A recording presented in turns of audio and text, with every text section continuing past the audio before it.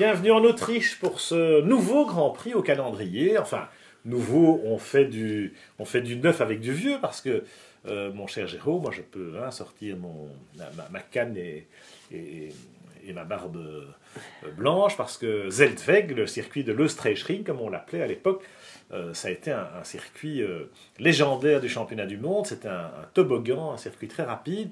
Alors, il y a eu cette modernisation Spielberg, ce qu'on appelait le E1 Ring et A1 Ring en Autriche. Et donc, c'est ce tracé-là qui a été modernisé et qui a été repris par Red Bull, évidemment, la boisson énergisante, toute puissante en F1, comme chacun sait, et qui a maintenant son propre Grand Prix.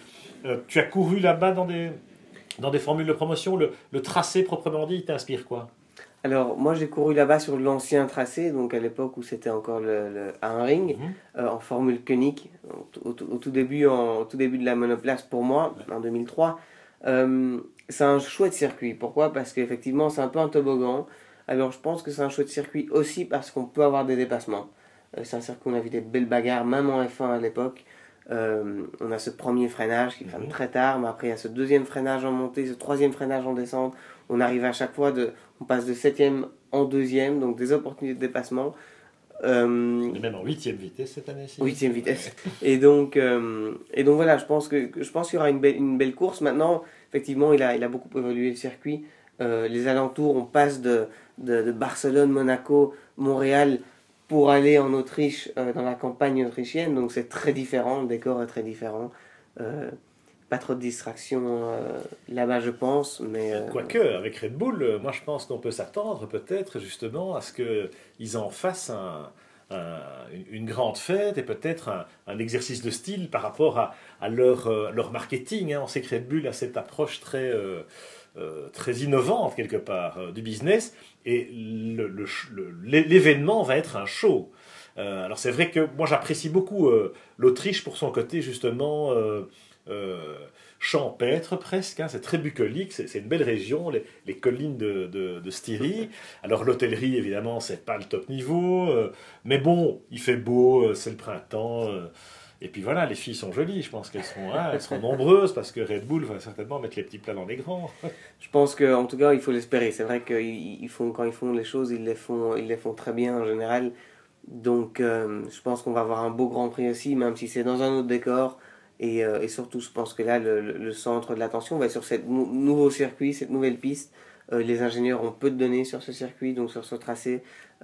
Ça va être intéressant de voir ce qu'ils vont y faire. Alors justement, quand on appréhende un nouveau circuit, comment est-ce qu'on le prépare en amont? Qu'est-ce que ça donne en simulation, voire dans le simulateur? Toi, tu en as fait du simulateur. Alors, la première phase, c'est l'analyse du circuit.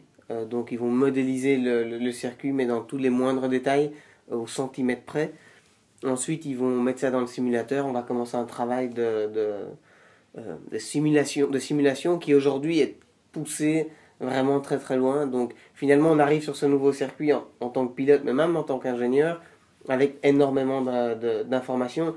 Toujours le point d'interrogation, même si on connaît la surface et ainsi de suite, comment vont réagir les pneumatiques, il n'y a pas eu d'essai. Mais bon, je pense que Pirelli a toute l'expérience, et ils ont certainement, eux fait des essais, en tout cas ont des informations du circuit.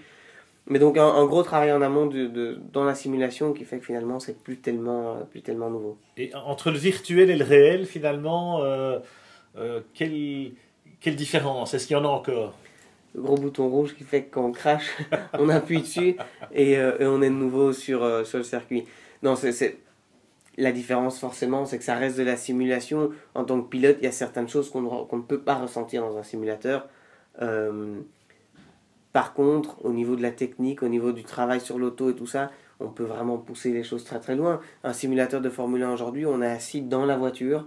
On peut, si je veux faire un réglage sur la répartition de frein, sur le différentiel, sur le frein moteur, je peux le faire et je vais sentir la différence. Donc c'est vraiment très pointu. Comme si on était dans la vraie auto. Voilà. On est dans le vrai cockpit de la voiture et on ne voit pas la différence quand on est assis dans le cockpit. Ok. Bien, Red Bull Ring, alors en principe évidemment la cerise sur le gâteau pour le sieur Matezic, c'est que les Red Bull reviennent au premier plan. Début de saison très compliqué pour Red Bull et Vettel.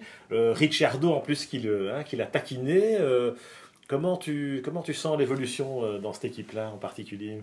Ça va être intéressant de voir comment ils vont réussir à évoluer pendant la saison, même si intéressant, je pense que demi-mesure dans le sens où ils ont évolué énormément dans les 4 dernières saisons, ils ont un pouvoir de développement qui est énorme, donc il n'y a pas de raison qu'ils n'arrivent pas à revenir au niveau. Maintenant, c'est vrai que Mercedes a quand même un bel avantage pour le moment.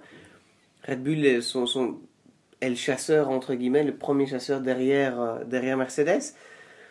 Il y a une bagarre en interne aussi. On a vu quand même que Vettel a un peu du mal, comme à l'époque de Weber, et il a un peu du mal avec Ricciardo qui est directement là. Il y a eu certaines réactions qu'on n'a pas eu l'habitude de connaître chez lui, mais la situation est très différente. Pendant 4 ans, il a vraiment dominé la Formule 1, pôle sur pôle, une voiture qui était, je pense, quand même assez supérieure aux autres. Et là, maintenant, c'est plus le cas. Donc, c'est une autre situation et c'est intéressant de voir comment il va réagir. Euh, je pense qu'en tout cas en interne, c'est intéressant de voir qu'il laisse les possibilités à Ricciardo de s'exprimer. Et c'est bon pour l'écurie d'avoir 2 pilotes qui poussent devant. Surtout maintenant, il domine moins. Donc pour le championnat des constructeurs, c'est important d'avoir 2 pilotes qui délivrent les résultats. Alors, comment les champions du monde vont se comporter dans l'adversité? Réponse ce week-end à Spielberg.